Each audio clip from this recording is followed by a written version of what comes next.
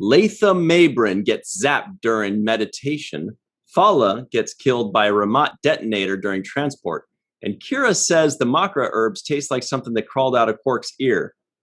But she doesn't say how she knows that. Hey, everybody, and welcome to the Seventh Rule with Sirach Lofton. Hello, hello. My name is Ryan T. Husk. We are joined by a very special guest, Melissa Longo, because it's a Nog episode. Hello. We're doing a review of Deep Space Nine, Season 5, Episode 11, The Darkness and the Light, story by, first writing credit by, I think, ever, Mr. Brian Fuller, and teleplay by Ronald D. Moore, directed by Michael Vehar. This is also the first episode of 1997, January 6th. Wow. That's Aaron's birthday. I know. Happy birthday, Really? Aaron. Yeah. Oh, wow. Nice. Mm-hmm. This episode aired on that wonderful man's birthday. How you guys doing? Okay. Doing good. Yeah. Doing good. Awesome. So, yes, go ahead, Sarah. The whole time I was watching this episode, I was thinking to myself about like how close Nana is to labor. I'm like, she is like about to blow at any moment, and I don't know if she's already given birth at this point, and she's just wearing a one of those labor kind of outfits that you put under your clothes to make it look like you're pregnant. But I think that's what it was. I think so too. If I remember correctly, she gave birth a few episodes before. Mm-hmm. Okay. And I can't remember who told us that. I think it may have been Chase. Somebody told us that on our show just recently. Mm-hmm. And she just came back and delivered it. What? It was Eve. Was it Eve? Because it was a fact in that book that she has. Right. She knows everything. Mm-hmm. Very good. See, that's why you get the big bucks there. Yeah. Melissa. You keep that solid mind. The two of us are like, who was it? I don't know. It was like a week ago, but Melissa remembers Eve. Eve remembers factoids, and we just sit here and go like, "Oh yeah, that sounds about right." Yeah, that's. Exactly. I was gonna say that too. I think she came back. Oh, that's what it was. That's what it was. The episode where Odo goes back to Terok Nor, it was called Things Past.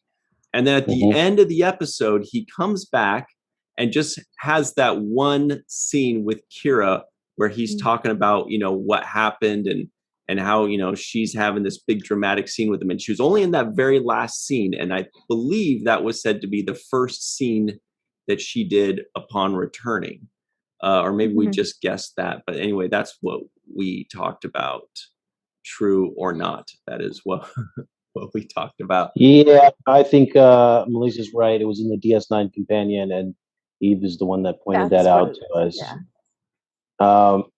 But as I was watching this episode and kind of thinking about that, saying she looks super pregnant at this, in this episode, I was thinking, how cool would it have been for this main character at the, who towards the end has this whole scene with her, but basically to have removed the baby at that point, so they could have essentially, gone back to normal in the course of this episode for her, so she can go back to wearing her regular stuff. So I was thinking, are they going to do that and try to pull that off as the excuse for why, the baby's out now? But they didn't. So that was kind of one twist that I was expecting, but it didn't come. Yeah. Yeah. Also, I'm thinking she kind of did, I wouldn't call it a stunt, but she did have a little bit of activity towards the end there, when she's running, when she does the double kick and this and that, I'm not sure they'd have somebody like 8.5 months pregnant doing that. I mean, I didn't look closely. Maybe it was a stunt double, but and they certainly wouldn't have her fall on her belly. Fall on her belly. Yeah, that was the one scene. I was like, what's going on here? Is she on her stomach? Like, I don't forget what scene that was in, but she was face down on the floor, and I'm thinking, Right. no. This is, you got to fall on your back, sweetheart. Good thinking. Yeah, you're right. You're right. So, yeah. Melissa, you've gone on record multiple times saying that Major Kira Nerys is your favorite character on this series. How did you feel about this Kira-centric episode? It's probably my least favorite Kira episode. Wow. Because I have some major issues about what was written for her in this episode. Thank you. Good night, everybody. Well, let's hear it. Yeah, let's hear it. I don't think that she would have made some of the choices that she made, knowing that she's as pregnant as she is, carrying somebody else's baby, and just go off half-cocked on a essentially premeditated mission to go murder somebody. So one, she's essentially kidnapping the O'Brien's baby. Two, she's putting said baby in danger. And I think that Kira is more of a person who thinks of others before she thinks of herself. And the baby would definitely be a priority in that. So I don't agree with her charging off in search of. I just don't think she would do it, especially with how much she's put her body through already, carrying this child for as long as she has. I like that you said half-cocked, though, because I put in my notes, Kira transports out half-cocked. No, it's just because I was like, oh, that's cool. We both said half-cocked, and I'm like, does anybody even use that term anymore? But thank you. Yeah, I think I would have bought it more if the guy had actually kidnapped her, and I think that would have been doable. Interesting. And the final scenes would still work if he had kidnapped her instead of her stealing a runabout as well. I 100% agree with you on this one, Melissa. This episode is only missing the scene with Keiko coming back home and slapping the shit out of Kira. Yeah. Bitch, don't ever take my baby anywhere without give me my baby back. Because that's what would happen. Any mother would be fully outraged once they find out about this. It's not even. I don't even care if you made it back in one piece or whatever. You're getting a full slap on the face and a cussing out. This can never happen again. And not only that, but Bashir, I want my baby right now, even though it's 3 weeks premature. Get it out of there. Get that out of here. She cannot be trusted. She's not responsible. No. She's not responsible. No, that's like taking your kid on a drive-by shooting. Like, seriously, you're babysitting for me. Stop it. Can you wait till you're done with the babysitting duty? I didn't like it either. And I felt like that could have been fixed so easily. And I'll tell you how and where in the storyline I believe that it could have been fixed. When the two people that were her co-conspirators in these resistance, when they beamed into her quarters, that would have been a perfect opportunity for them to pretend like they're on her side, pretend like they are, actually hiding from the thing that they're looking for. And they could have been co-conspirators in helping the plan go forward and kidnapping her, essentially, right? I thought that's what the tea leaves were about. So when they gave her the tea leaves and they were whispering to each other, go get the leaves or whatever, I thought that was go get the thing that we're going to neutralize her with and kidnap her with, right? The leaves could have been easily, hey, let's celebrate your arrival, guys. I haven't seen you in such a long time. Let's make a hot pot of tea. And next thing you know, she's knocked out because it was a drug or something. Perfect way to get her in that situation without it being her decision and her fault. Because she looks totally irresponsible in this moment. Absolutely. And no mother who's like that close to birth, I can understand if she like is like 2 weeks pregnant, and it's like, there's not, it's like no change physiologically in her body or whatever, and she doesn't feel it really.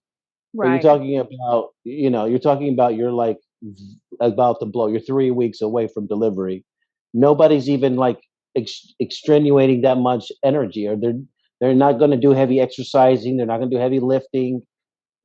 Just like basic stuff that you're going to be doing when you're pregnant. Now, maybe the Bajorans have a different threshold of pain or different tolerance level or whatever, or they can get accomplished more. But still, you're that big. You have somebody else's baby. It's not even your own baby that you're putting at risk. Exactly. Putting another person's baby at risk. You've already committed. I don't know how many months it takes for a Bajoran to have a baby, but you've committed X amount of months into the process, and you're this close to the finish line. No way do I see her Mm-mm. taking that course of action. No. Yeah. I didn't believe it. I was like, no. Yeah, maybe I can even see her sending the two soldiers, rebels that were her fighters, freedom fighters alongside her, sending them after whoever it was. Like, hey, I got the inside information. This is who it is. This is where they live. Go over there, and she kind of orchestrates the hit job. But she even talked them out of doing that. So how is she going to put the baby at risk after she's talked, Lupaza? The whole time I was thinking about the baby, and when she was laying face down on the floor, I was thinking about the baby. When she got into a little, there was a moment there when she wanted to get to her quarters, and they were trying to resist her and like hold her back, like, no, it's not a good time. And I'm thinking, she's a pregnant woman. Like, you can't like manhandle her like that, and she can't be fighting and all this stuff. She did like a two-handed punch and all this stuff. I'm like, what the hell is she doing? So too late in the pregnancy stage, number one. I didn't like the fact that O'Brien was like not filled in on this whole deal. Oh, by the way, we got home guests.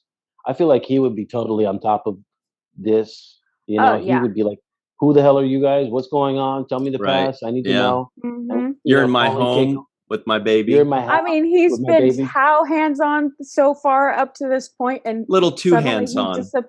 Yeah, but then suddenly he disappears, and then and the other thing was, she's 3 weeks away from giving birth, and Keiko decides to take a trip to visit her parents with Molly. I mean, that I'm just like, anything. Thanks can for happen. ruining my nitpick, Melissa. That's okay. I got plenty more.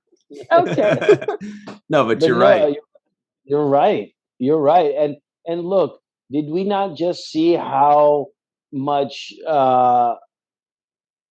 O'Brien was going through it when he ruined her plants?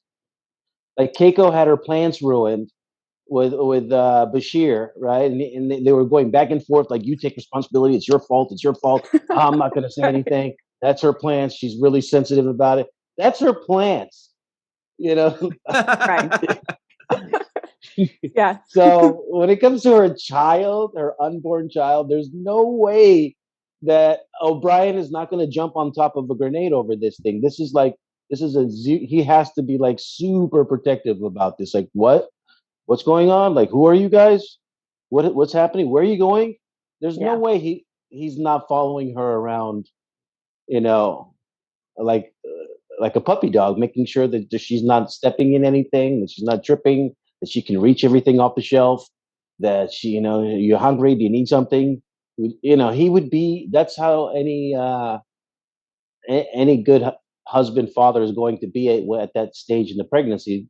He's going to be constantly available for her needs. Can you imagine? And especially now that her life is in danger, Right.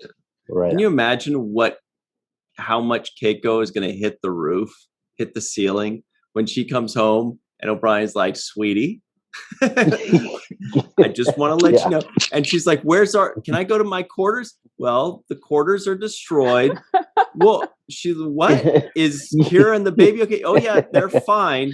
Well, where were they when they kind of went on a mission to go fight some guy, and he whatever, and he like sedated her, but it's all good because she beat him up and wrestled and everything. She would show she's going to kill him. Yeah. It's going to, in some way or another, that's going to all be his fault. Oh, yeah. Because he did. It's going to be his fault. You know, he didn't do something right. There was something he didn't do. I can't put my finger on it, but he shouldn't have done something or should have done something. And it's going to end up falling on his shoulders. Why didn't you? Why did you let this? Why did this? Da, da, da, da. And he's just going to not be able to answer those questions. And he's going to collapse under the weight of Keiko's grill. Well, So yeah, that was hard for me. You're right, Melissa. Yeah, and at one point in one of the episodes, he's even tasting Kira's food for her. So there's no way that he wouldn't have been all over this. So maybe he knows what tastes like crawled out of Quark's ear. Ah, yeah. And then it was hard for me to buy that. That's why I thought they were bad characters when they first just beamed into Kira's room. I'm like, that's still, a very specific place to show up. Now, you just showed up. And did they beam into Kira's or did they beam into O'Brien's? Well, they scanned to see where she lived. Okay. And beamed in there. But we'd met Pharrell and Lupaza before, so we knew they weren't bad guys. But I was thinking the high-tech guy who's committing all these murders so stealthily could easily have kidnapped her by beaming her off the station. Totally. And then stunning her the same way that he did when she arrived on the planet. I mean, with the stun gun. Mm-hmm. And then do the sedation thing. I mean, the whole last thing could have still worked if he had kidnapped her. Well, let me ask you guys this, because you guys both seem to be pretty solidly in the camp of Major Kira would not do that or shouldn't do that. Now, remember, she has a lot of strength and anger, at least originally in season 1, and she was vengeful. She was feisty. She was violent. She was strong. Could you see season 1 Major Kira act in this way? Do you think it's because she has evolved into a character that we don't buy it, or do you think even season 1 wouldn't do it? Well, no, I think season 1 Kira might be capable of this, but then season 1 Kira wouldn't have been pregnant, and it would have been a whole different thing. But season 5 Kira is evolved. She has learned. She has grown, and I think she would have trusted Odo to be able to do his job better. Mm-hmm. I just, rather than take it upon herself too. Yeah, I think she's gone through a level of evolution where she has trusted the DS9 crew that she works with. She's built a relationship with Dax. She has entrusted herself with Cisco. She has built this really close relationship with Odo, and they've had these kinds of conversations. Yep. So I don't see her, for example, when that first phone call came in and she said, well, I need to talk to you in private. She said, okay, well, let me go over here and talk in private. I don't see her not debriefing her coworkers in that moment and saying, look, this is what's going on. She worked alongside of me. She did this, as opposed to waiting till a little bit later after she died to tell the story. I think that she would say this right away. Like, look, this is somebody that needs me. They did this and this and this for me when the resistance was going on. Now it's time for me to repay the favor, Captain. I know this doesn't sound right, but you got to let me give her some refuge. You got to let me hide, She did it in this kind of way where she sent Dax and Worf over there to go pick him up. But I just felt like it would be more of an inclusive thing. She seemed to be like hiding certain elements of what went down. And I never seen her really not own up to whatever it was that she's done. So I don't see why there would be a reason to hide anything, right? She's always pretty transparent about who she is and what she's about. Season 1, I would buy. I would buy season 1 Kira doing this. I don't buy her doing this right now, like on the snap, on the dot. First of all, she knows the killer is kind of looking for her. I would have suspected like he would be able to like he's doing all of this without even being physically present there, right? From Right. what we understand, Mhm. all of these things are happening without actually him being there. Right. He sent that shock out to kill Vedic Latha or Latha. I think it was Yeah, pronounced two different ways in the Lathan, beginning. Mabrin. Yeah, Yeah, Mhm. and that was my little nitpick. I was like, which one is it, guys? yeah. Latha or Latha? I was like, somebody. They do that sometimes where they're pronouncing it differently. Yeah, and I'm like, somebody, please get some consistency here because it went right from one way to the other.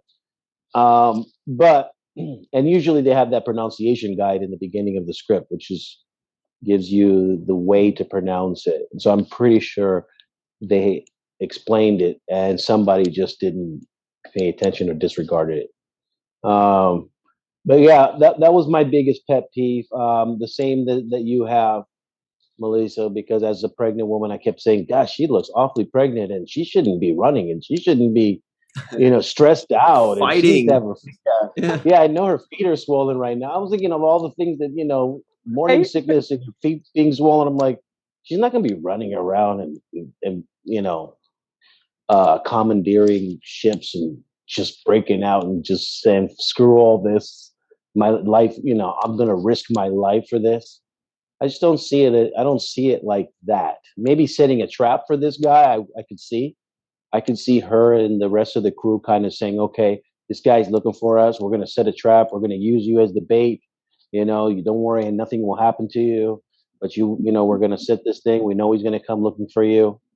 Uh, Maybe that could have been a way that the story played out a little bit differently, but I just wasn't buying this. I think they pulled the trigger on this one a little bit too late for me. Yeah. So And speaking, oh, go ahead, go ahead. Melissa. No. No.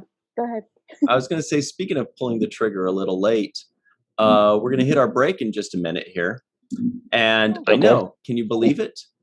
But on the other side, we have a lot of things to discuss. Number one, we had a rule of acquisition. We have some non-appearance mentions to discuss. And by the way, we haven't even gotten into the A plot yet. That's all the B plot. The A plot is behind Melissa. Oh yeah. Is our Oh yeah. boy Nog stealing the show? I mean, Yes. that's really what the episode was about, right? It was about Nog and his ears, It was all a setup for him. his lobes. But before we flip over to the other side, everybody at home, let us know in the comments below or in the live chat. Do you think Major Kira would do that? Do you think that fits her character? Or do you think that fits more her first season character or not her character at all? Or do you think you're like, yeah, whatever, she's fiery, whatever. But we're going to talk about it. Well, we're going to talk about everything, basically. On the other side, on the seventh rule. Hello, everybody, and welcome back to the seventh rule with Sirach Lofton. Hello. Did you mean to do the Vulcan thing just now? Completely accidental. That was pretty good. My name is Ryan T. Husk. We're doing a review of Deep Space Nine Season 5, Episode 11, The Darkness of the Light. Melissa Longo joins us to class up the joint, and we are going Absolutely. for it. So, A plot. Nog steps in and says, "Oh, you guys have a problem? You guys have, you got a problem? Yo, I'll solve it." Right? Okay, that's a good one. Not yeah. What? Did you just drop a knot? Did you just dropped it like it's not? Oh no. Oh my god, I knew this was gonna go be bad. Holy shit. So look, you're right. Nog was in this episode, and it was really good to see him in action. I wrote down here because he gives Kira this look because she double checks again, like, "Yo, are you sure?" And he looks back at her like, "If you don't ask me that question one more time, I already told your ass." And I love the way he shuts her down with that look. It's like it's a bold decision to come from a cadet to be out there looking at majors like that, right? Well, and then her reaction after that was great too. It was like, "Oh, I'm sorry. I'm sorry." Yeah. Okay, don't question the Ferengi ears. Nope. Rule. Take a note of that. Do not ever question Ferengi's ears. And I think Odo learned this lesson in the other episode where they had the bomb on board the little That was Yeah. right, bomb, right? with Armin. Yeah. Yeah, Yeah, Odo learned the lesson that you shouldn't question Ferengi's ears either, right? right, Because right. Right. they can hear extra good. If there's So a buzzing, that means there's a buzz. yeah, that's a buzz. So I think this was another great kind of homage to the Ferengi ears and the sensitivity that they have. Because yeah, he basically figured it out, or because of his kind of dissecting what was happening, Kira figured it out, right? That was her voice, Mhm. Yeah, and which they didn't explain more. I that's thought they were true. going to say it's her voice from something she did. Maybe she did a countdown when she was blowing up a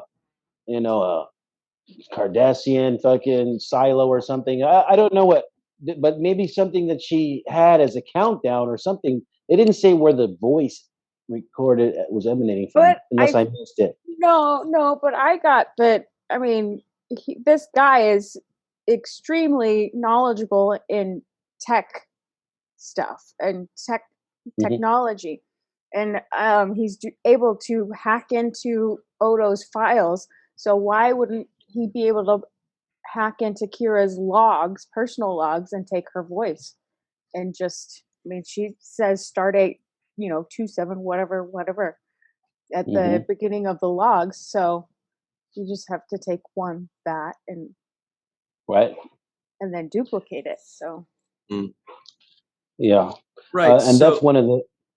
no, go ahead. No, go ahead. I was just saying that's what was fun in that scene for me was, and I could be wrong, but I think that was the first time we saw Cadet Nog like actually a part of Starfleet in a way, in an official capacity on at ops, like actually there, not just saying hello to the captain, not necessarily on a runabout, not whatever, but actually in ops, being part of the station's operations. And that was kind of like it was like a momentous occasion, like after 5 seasons he's actually there, at the headquarters of the station. That was, and I think that was the first time, right? yeah, it was. Yeah, I think we've seen him doing other stuff in corridors and stuff with Yeah, O'Brien, but right. not on the main bridge, not at ops, not. And really, he was integral in this. So they actually needed him in this moment for his skill set. So I thought that was a nice special use for him. Hmm. Um, it was always good. It was good to see him. And like I said, I like the looks that he gave. He kind of had a little bit of talk back in him. Like, I know what I'm talking about. And that's kind of the arrogance that Nog has. It's like he doesn't like to be questioned on stuff that he knows, Right. he knows, right? Yeah. So when Right. you start questioning him on that, he gets really short tempered and irritated. Like, I told you, I know this already. Huh. Don't That ask me. sounds a little like the real person. he's like, I already told you. Yeah, just a little bit, But when he knows something, he doesn't like to be really challenged or questioned too much on it. Just sit back, listen, take the information, and do what you want with it. But don't sit here and act like I don't know what I'm talking about, because I know what the hell I'm talking about. And that's pretty much Nog in this episode. He was like, "Don't ask me again," because I think Dax asked him in the beginning, and he had to Yeah. shut her down, right? And then Kira Well, doubled down and asked again, and she's like, "If you know, if you ask me again, boy, I Whoa, zip. will." What I thought Uh, would have been a nice moment from a fan's yeah. point of view. Do you remember the first episode of the fourth season, Way of the Warrior, when Cisco says the best way to fight Klingons is with Klingons, and it shows Worf coming up to Ops in the elevator. Like that was his big reveal as he arrives. Boom, it's Worf. Actually, so it goes Yeah. something like this. Boom. It would have been really a cool moment if they did that for Nog. If they said, "Oh, we can't," they're trying to figure it out, and then one of them says, I know who to call. yes, and then we see Nog coming up, and like, and the pride that he would have coming on into ops for the first time, but being called on for a mission that he's needed for, like that is a scene that would have been just amazing. He would come up with like such pride, but also like determination, like, all right, I'm ready for this. This is my moment, and it would have been such a cool scene to have. Obviously, this is in hindsight, because back then nobody could have known, how much the character evolves and how cool it would have been to see that first moment. But anyway, it would have been nice. Yeah, it would have been cool. Especially if he was toting a whole bunch of tool bags, over the shoulder bag, another toolkit. He had all the tools. He's ready to take something apart. They're like, no, we just want you to listen over here. Like, oh, we just need your lobes. I thought you wanted me to take a computer apart or something. He's like, oh, we just want you to listen to something. All right, okay, fine. Fine. Quark was actually interesting in this episode too, because he had one little tiny scene, but it was funny because he essentially admitted to like opening her mail or like reading her messages or something. It's like, well, it was addressed to you, but somehow I accidentally accessed it. I don't know. I didn't know. So I just thought that was funny. I wasn't snooping. Yeah. Oh my goodness. You guys just reminded me. Boy, are we off today. Whew, boy, I forgot to say the trivioids. What's the rule of acquisition? No, the NAMs, the trivioids that may or may not have made the cutting room floor. That just reminded me, because I think that was one of them. So that was like, okay. So let's knock these out. Here we go. Nog shows off his lobes. Kira says the makra herbs taste like something that crawled out of Quark's ear, but she doesn't say how she knows that. Vedic Latha Mabrin gets assassinated. Worf does not smirk, but if he did, this would be a good opportunity. That was a good line. Dax didn't know that Captain Ramirez is a 3-time Tongo champion. Fala was killed by a Ramat detonator during transport. Quark finds a pad in a shipment of Saurian brandy.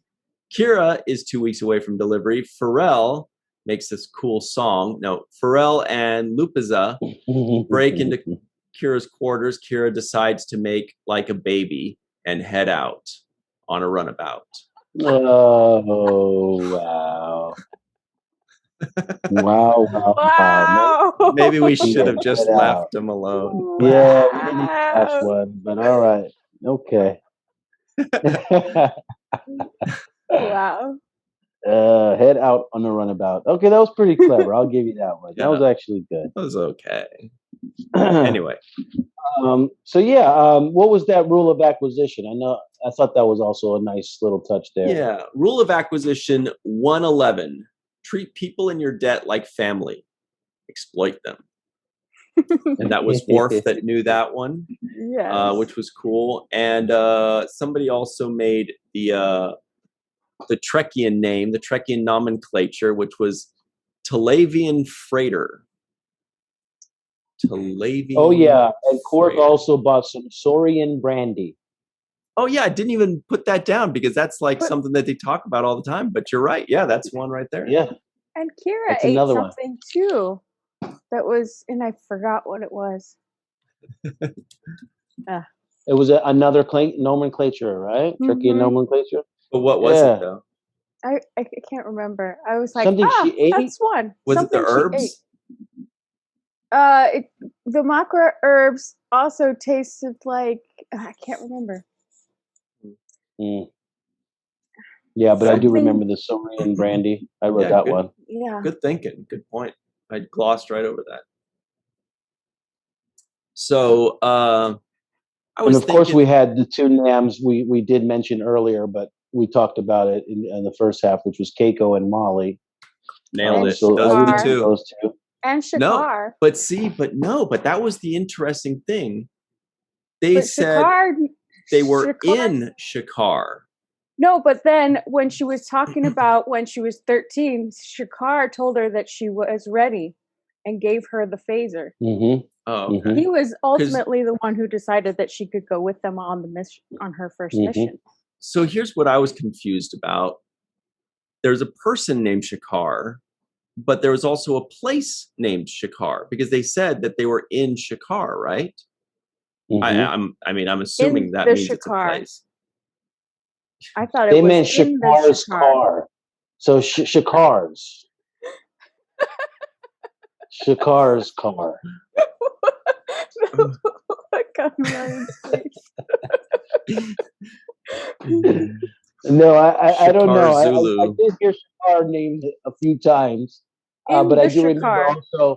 I also remember Shakar being the person that basically gave her the green light to be a resistance fighter and said, "You Right. stop smiling because you look too old. You look too young when Too you young. smile." Yeah. Yeah.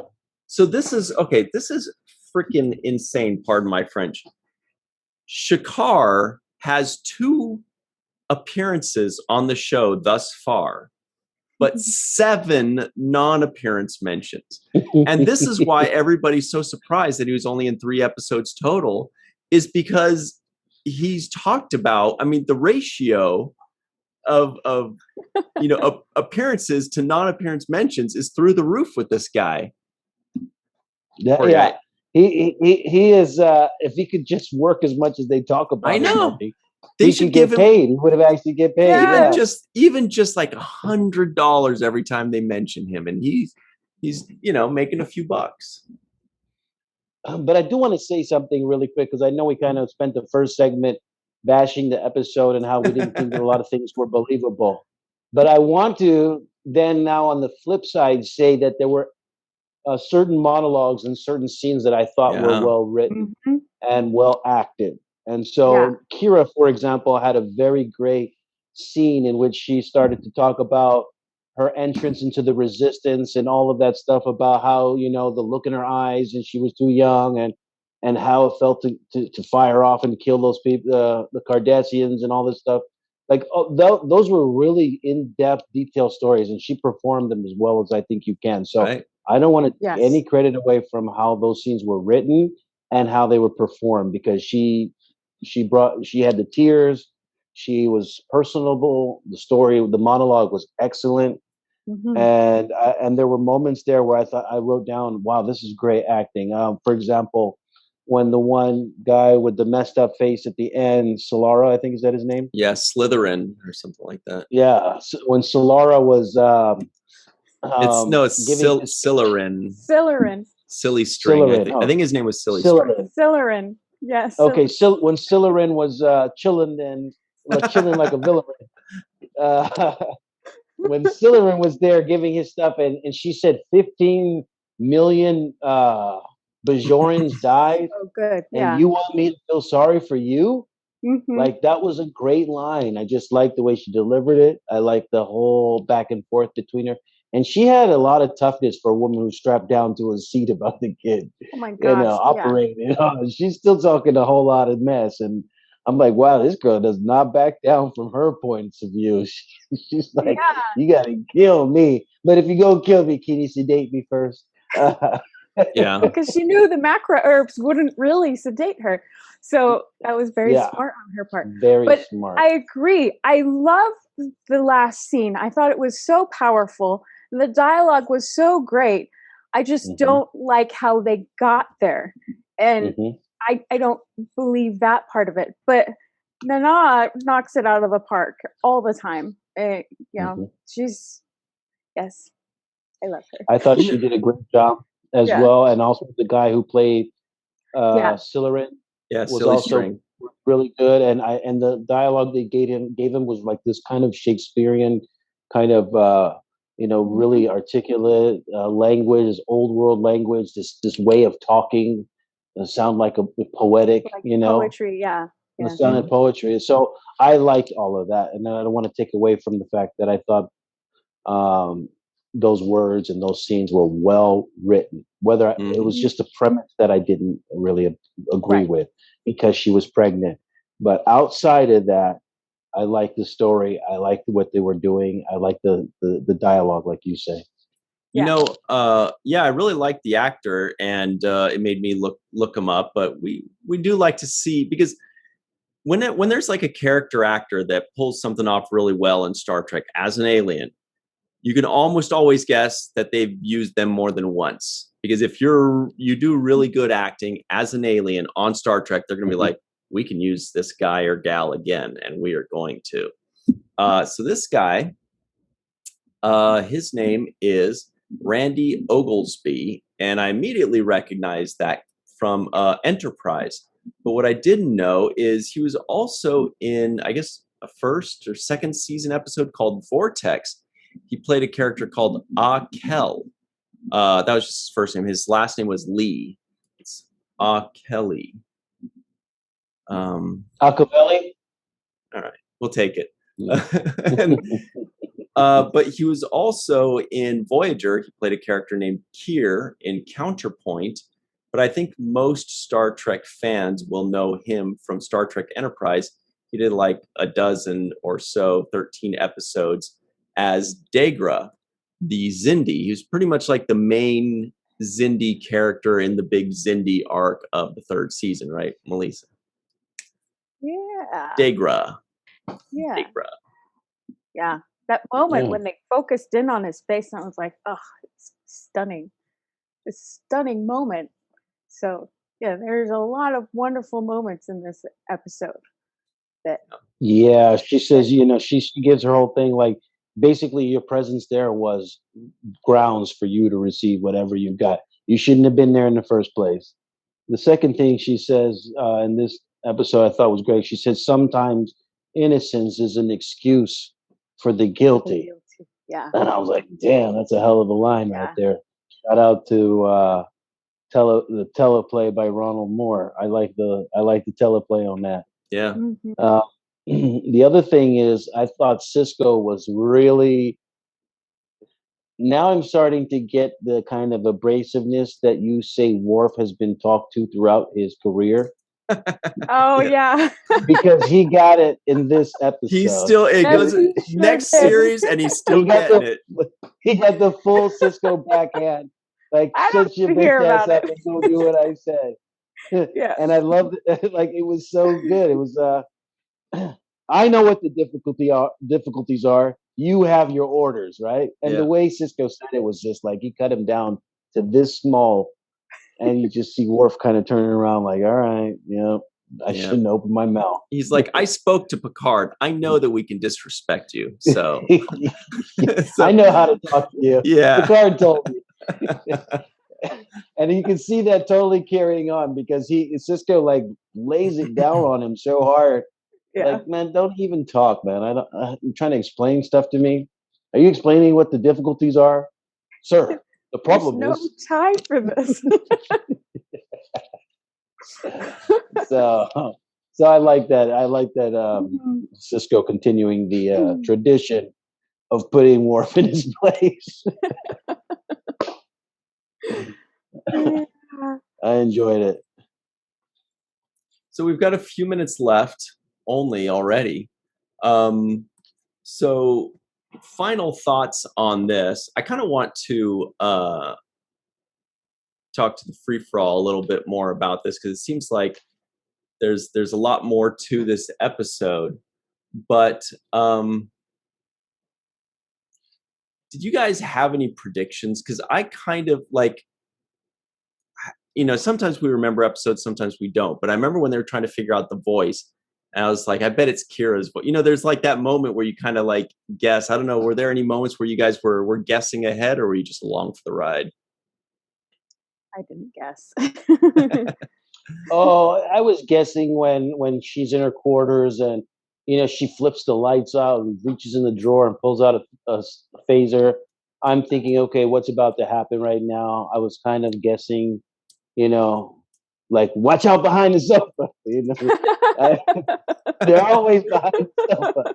They're always behind the sofa. They're always behind you for some reason. No matter which way you're going, they're behind you. So, like, look behind you.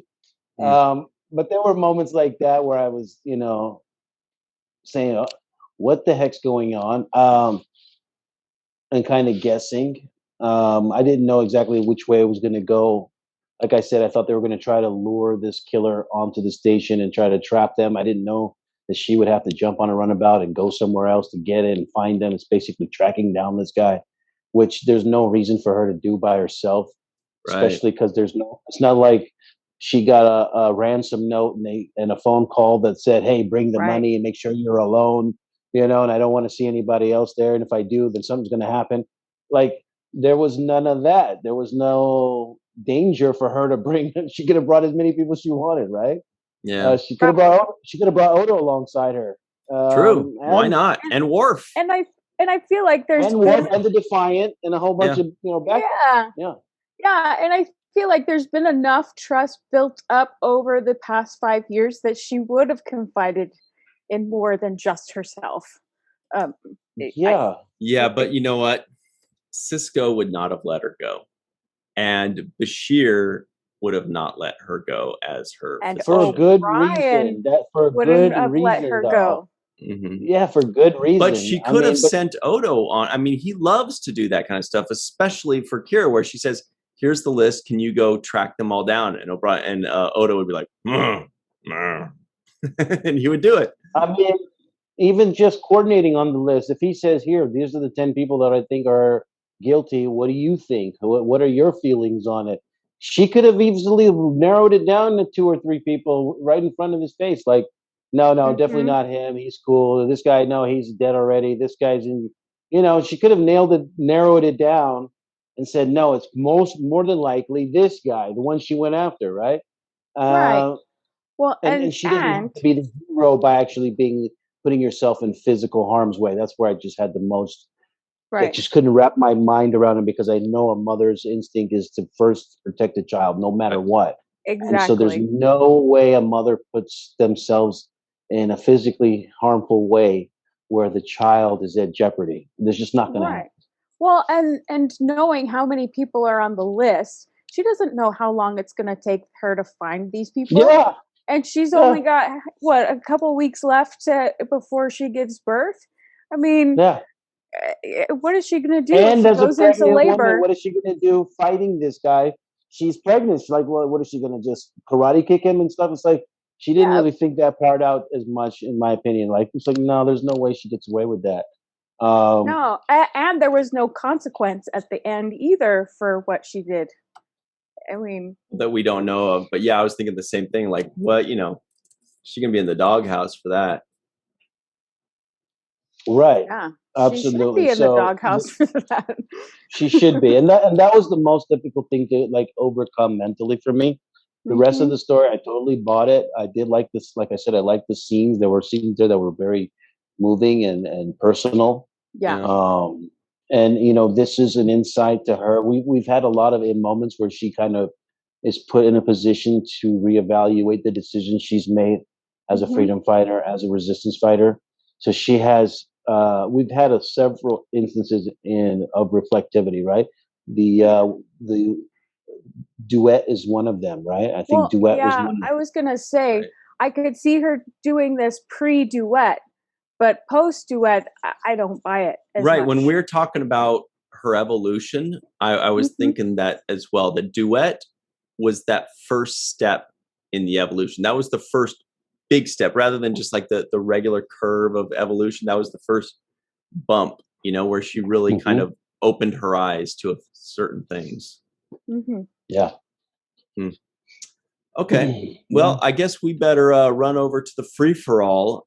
Before we go to that, we do want to give a very special thanks to Darlena Marie Blender, Carmen, a.k.a. Skillet, PJ Thomas, TJ Jackson Bay out in Missouri, Bill Victor Arukin, Yvette Blackman, Homer Frizzell, Eve England, Dr. Anne-Marie Siegel, Dr. Susan V. Gruner, Tim Baum, and Titus Moeller.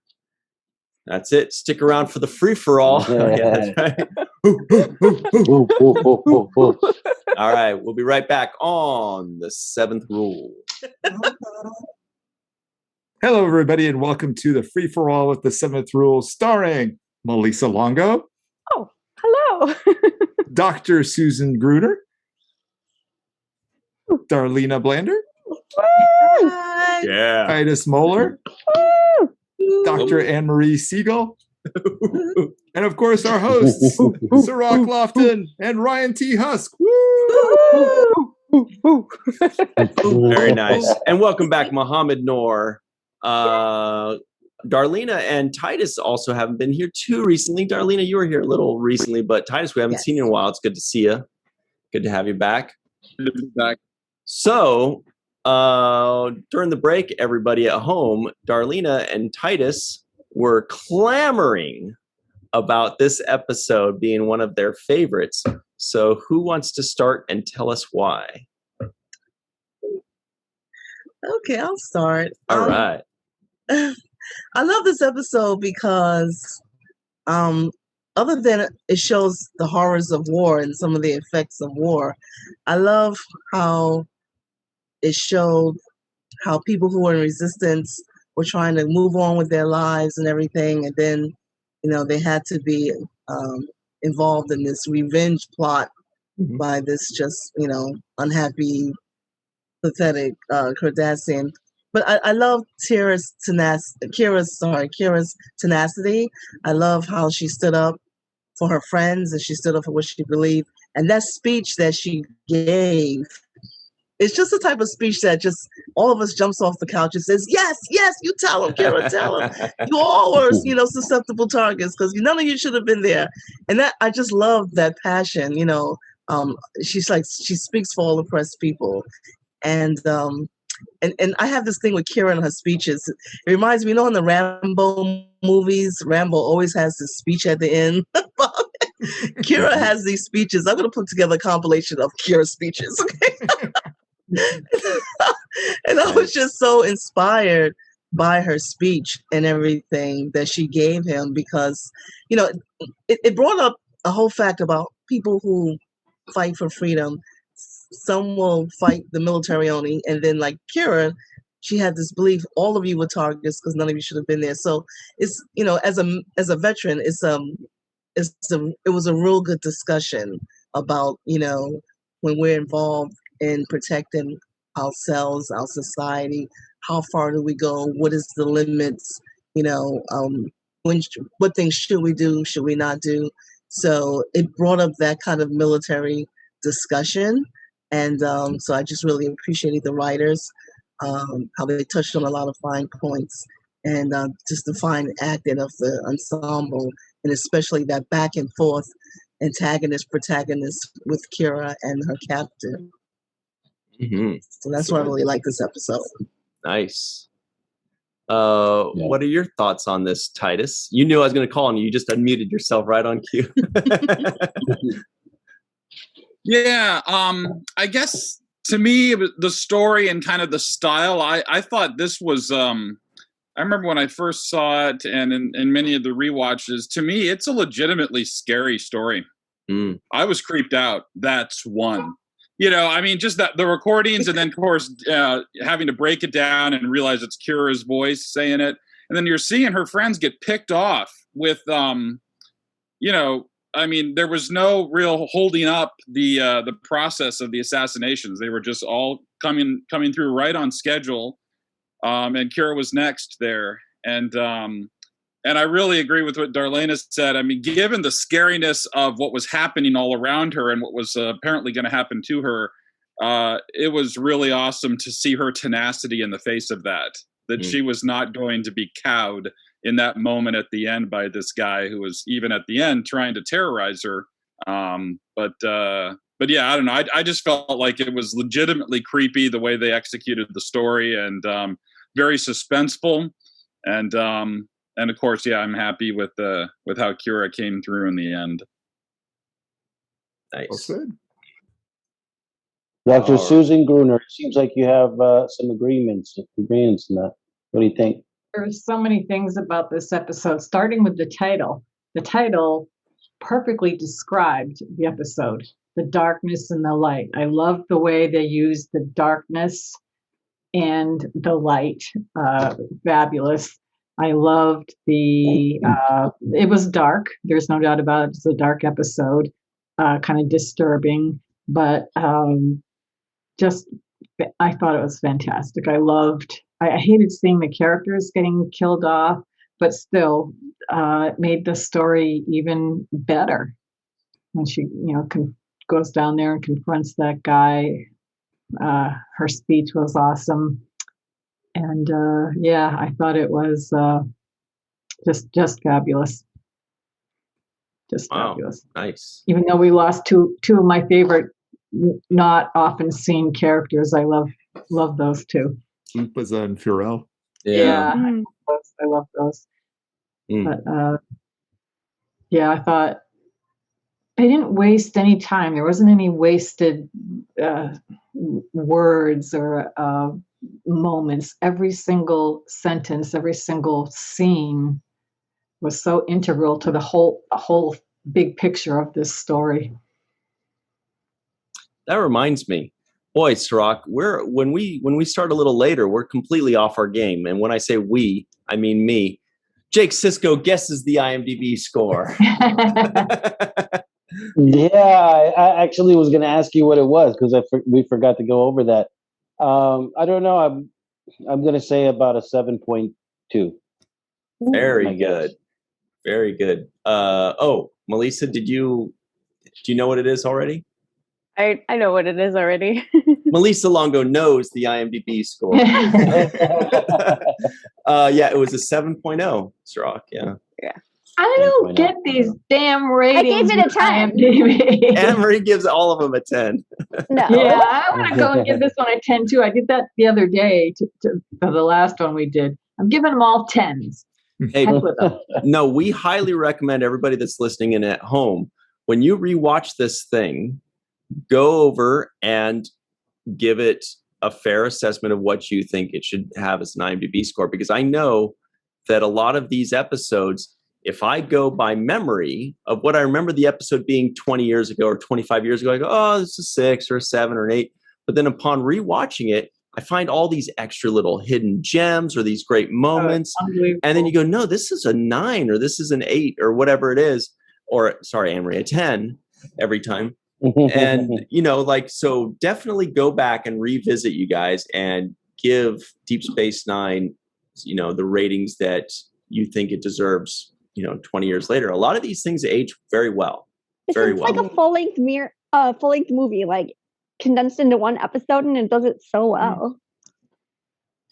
Muhammad, do you have any thoughts on this episode? Yeah, I agree with everything everybody said. I was excited to see Lucas and Pharrell again. I was really sad when they got killed off too. But in terms of the plot, yeah, I mean, really, I think Darlena said it first. The comment about like the innocent victims of war. I mean, even though the guy was a villain, he still also was a victim too at the same time, and it was interesting seeing that aspect to it. So I thought it was extremely well done. It was really fun to rewatch it. Interesting. Yeah, I couldn't help but think of the. I don't want to be like, what about the children? But I'm like, hey, leave the kids out of this, you guys. Grown-ups, you guys are all dicks to each other, but leave the kids out of this, man. Come on, give them a break. You know what I mean? Yeah. So I was really moved by the story that Kira was telling about the woman who got killed in the transporter accident. Oh, yeah. Right? Yeah. And I liked her story about how she was really risking her life by doing whatever she could to help the resistance and give them information. And so she wasn't really part of it, but she was part of it. And I guess in that same way, and I didn't make this correlation, but in the same way that that woman could easily have said the same thing that the main antagonist said in this episode, right? Which is like, I was just there. I wasn't really a soldier. I wasn't, somebody who should be a target. Well, this woman was just there. She wasn't really a soldier, but her information was helping the resistance. And so I guess everybody's involved. If you're there, you're involved in some type of way, right? Mm-hmm. There's nobody with who's innocent of everything, 100% at least. So yeah, I did like the story that Kira told, because she kind of gave this story that reminded me of like the families that helped Anne Frank when she was hiding from the Nazis, right? Yeah. Like what did they risk in order to do that, right? Right. Yeah. I felt like there were so many parallels to the Holocaust in this episode. and so beautifully done in so many of the scenes. Just you would hear it, you think you're hearing stories of the Holocaust. It's like Audrey Hepburn did much of the same as Fala had done, passing messages to the other side against the Nazis. So it's so many similar stories could echo her story, which is amazing. Yeah. Josephine And I don't Baker know. also passed information for the French resistance, and she got arrested a few times, even though she was a big famous singer and everything like that. Yeah. Oh, I forgot to mention one thing that I liked too. This is on a much lighter note. I liked Aaron's performance as Nog, and I thought he was really funny. He was so wonderful. It was really nice. Yeah. So good. So we were having a discussion earlier, guys, and I want you to all weigh in on this if possible. Some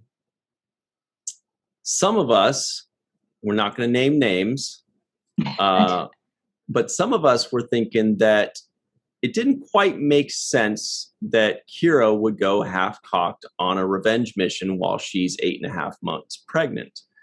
And then we thought, well, maybe that's not 100% consistent with her character, but maybe it's more consistent with, say, like season 1 Kira, because she's had such an evolution so far as a character.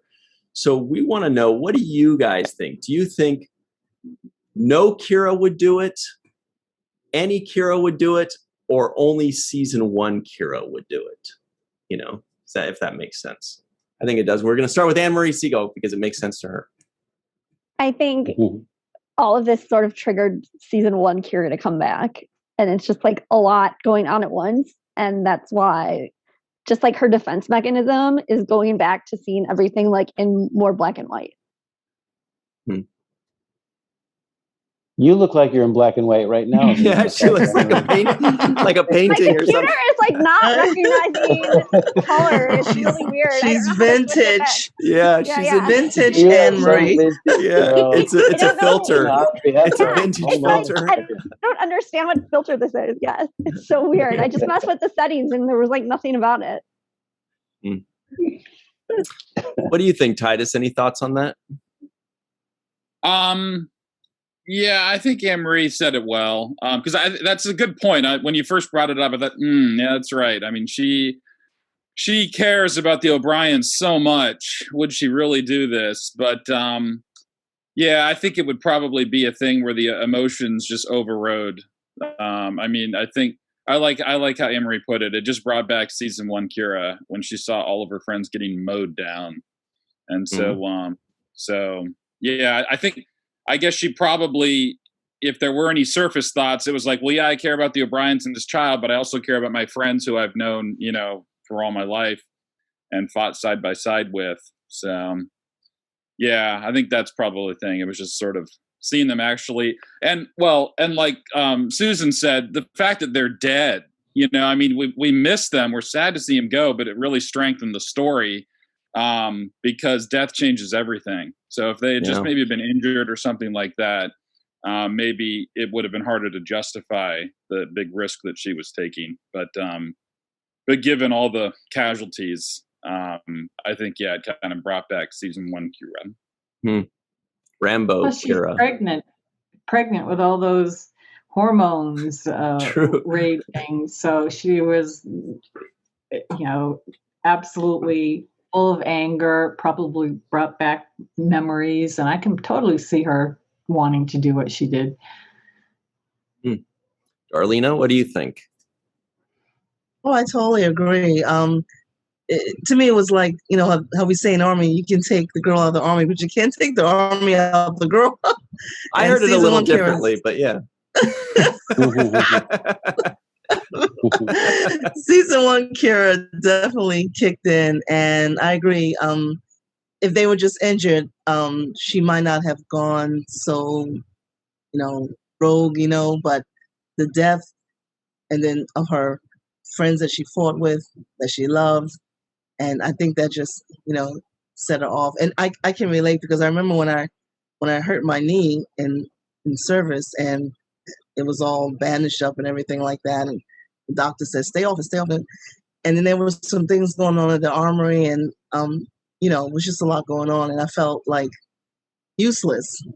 And I just, made myself get up and go to the armory and do work and help out. And my knee was just swelling up, and to the point I couldn't walk. And they were like, "No, you got to sit down. That's an order, But you feel helpless, and I think that's how she felt.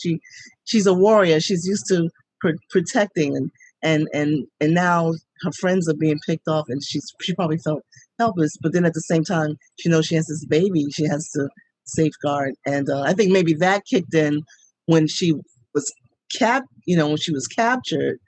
She probably said, okay, wait a minute. Ooh, I kind of went off on the deep end. I have this baby, I think maybe at that point she realized that, I really have put this baby in jeopardy. And that's why she pleaded for the captor not to, just cut her open and do any harm to the baby. Yeah. Mm-hmm. All right, Homer, what do you think? Do you buy season 5, Kira? Homer? I'm sorry, Mohammed. Oh, hi, Homer. Similarly bald. It's okay.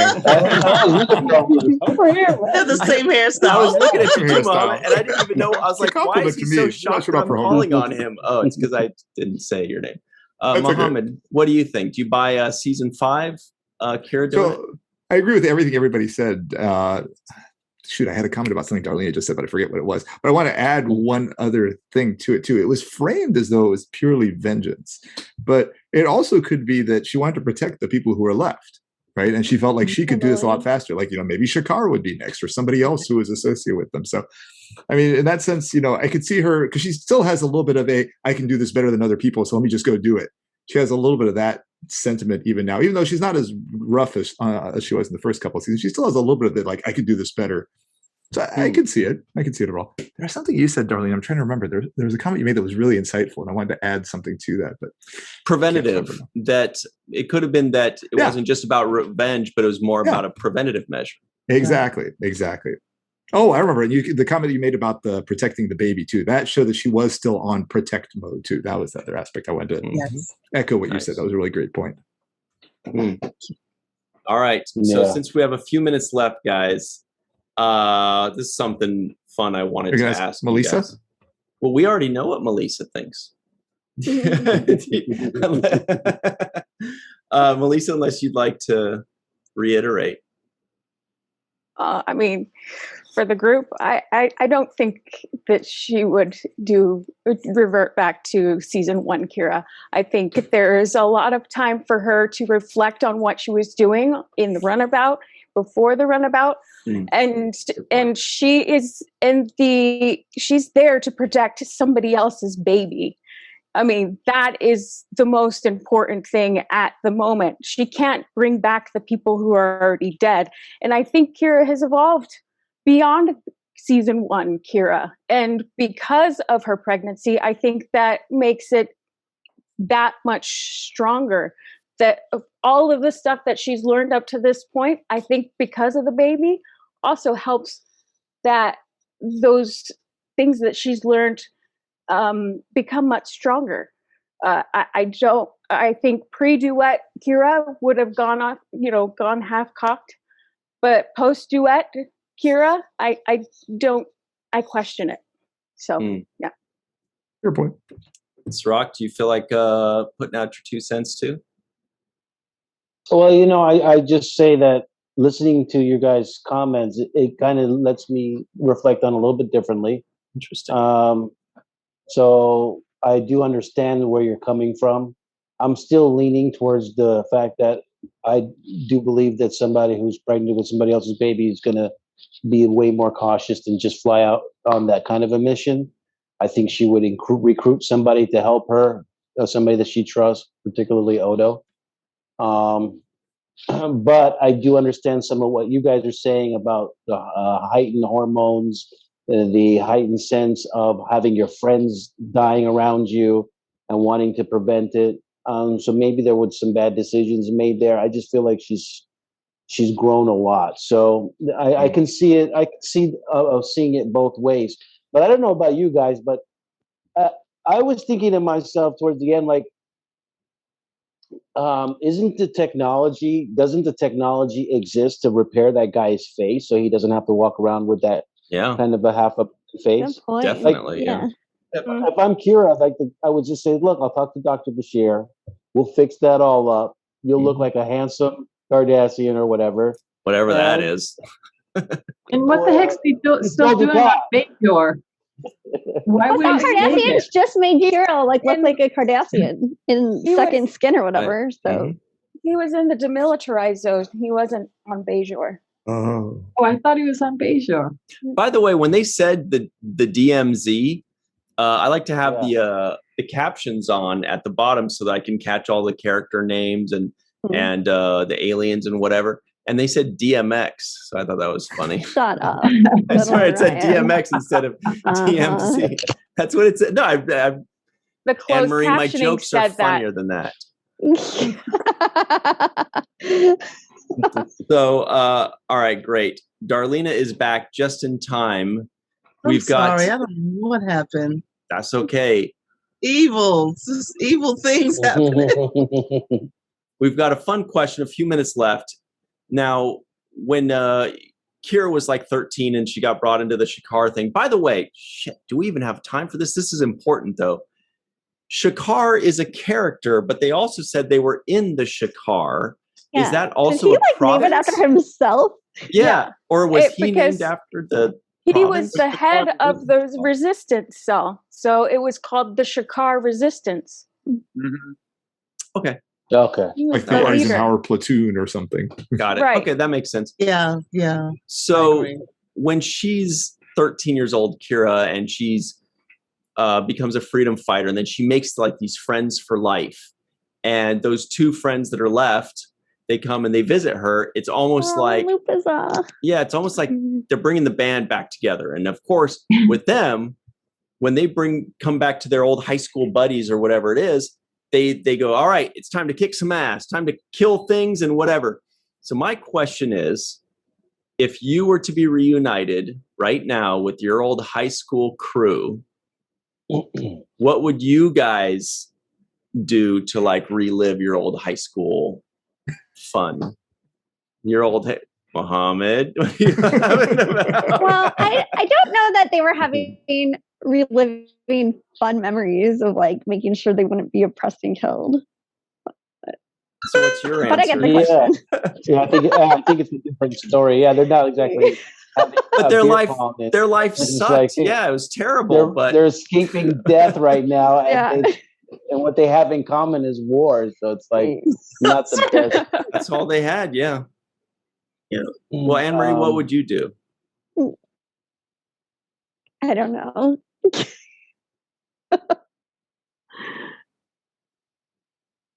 I don't know. Honestly, I kind of feel weird about the question. All right. Does anybody not feel weird about the question? How about you, Mohammed? I was thinking, what are the things I'm willing to say on recording be on the internet? You guys, all right. Maybe we'll nix the question then. Yeah, this is something to do when we're not recording but if anything, anymore. I would have thought they spent more time trying to figure out who the killer was. I didn't see them really get together and say, okay, all right, they got this guy, they got him. That's a really good point. It's got to be like this guy, right? Like, they should have been trying to reverse engineer who they thought it was. Like, all right, who did we kill? Who would be left? You know, who has the technological advancement to be able to pull off some of this stuff? Yeah. I would just think that they would, like, this guy says he was a butler, but yet he knows how to like hack into the DS9 computer system and that's true. And turn candles into bombs, right? Just a simple tailor. He read about on the internet. But he's had how many years to obsess over this thing that they did to him? So, I mean, if he probably stopped fixing clothes and said, I'm going to take them out and I'm going to figure out how I'm going to do it any way I can. So he probably lived that every single minute of every single day. Point. How about this question? What are your favorite herbs to grow in your garden? Not the Mac I curves. love that. I love that part. What? It's such a cute moment of this episode. I just want to say I'm very impressed with Melissa's analysis because she spotted a major issue she has with the episode, and yet you're still also defending other elements. So that's I very think nice of you to be doing. No, I'm just being honest about how I feel about the episodes and the inconsistencies that make me believe it. But I think there's some really, really beautiful moments in this episode. Nana is a phenomenal actress, and she hits every scene out of the water. So I have no complaints about that. The scenes, the very last scene is wonderful. It's wonderfully acted between the Cardassian and Kira. It's so beautifully written. I'm not convinced of how we get there. I think it could have gotten there in a different way. It'd be fascinating to ask Nana at some point what if she had any issues with the arc.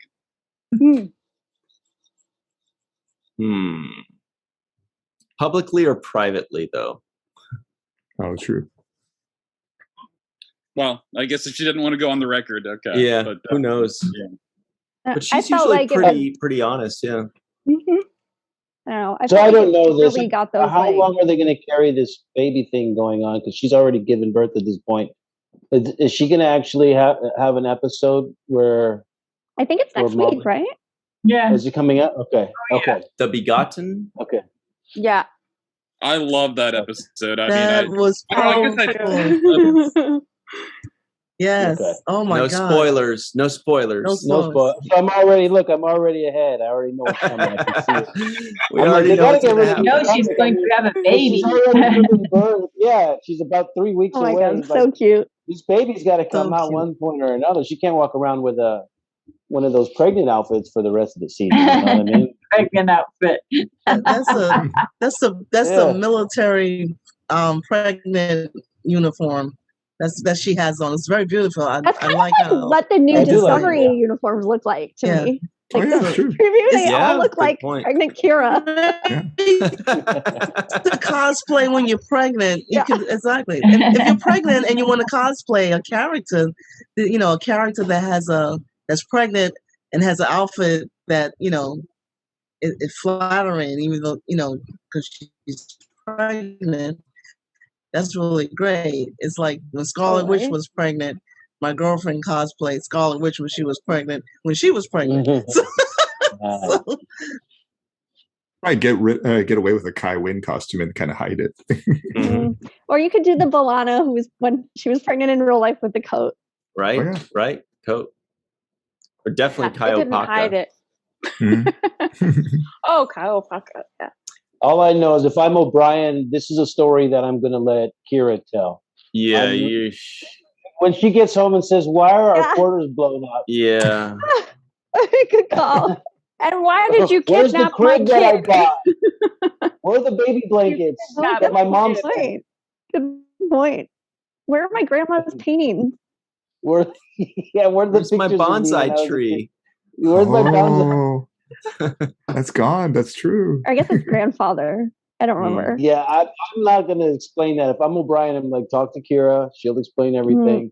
I'll be in the other room. He's off the hook now for when that bonsai tree got messed up. It's like, what bonsai tree? Whatever. Done. Well, guys, we better run. But this was a good one.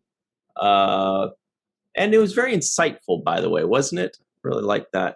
I love this episode. I think it's such a good counter to Duet. And it's sort of like how, because we always see about Bajorans, but we don't see necessarily how Cardassians are affected by the resistance and the aftermath of it on a psychological level. Mm-hmm. Yeah, and this is a question probably for Brian Fuller or Ron Moore, but I'm going to ask you guys, does anybody here know where the language for the main villain in this comes from? I felt like they borrowed language from Shakespeare or somewhere. Mm-hmm. It sounded like he was quoting something and I just wanted to know if anybody said, oh yeah, that's from this play or this or that. or if it's just original. I didn't know. I felt like it was that some of the language was being borrowed from famous texts somewhere in our past. You know what I mean? Totally sounds like it could be, especially with all like light and dark talk. Yeah, yeah. But man, talking about like cutting a child out of somebody, that is not something you typically hear on television. Yeah, they did a great job with that tool too. They started up. Yeah, that's the thing. I could feel it. Oh man. Everybody at home, if you know the answer to that question, let us know. Is that language? Is that poetic monologue or the bits and pieces of poetry? It almost seemed like poetry to me. But if it came from something, let us know in the live chat or in the comments below. And beyond that, it's time to go. So that's 2 minutes. I swear I'm not trying to rhyme there. That was weird. Okay. So special thanks to Darlena, Anne-Marie, Titus, Sue, Mohammed, Melissa, and Sirach Lofton. And I would like to also thank Aaron Eisenberg, the coolest guy in the whole world, for starring in this episode and just dominating the whole thing. And thank you all very much for joining us. And as always, remember the 7th rule.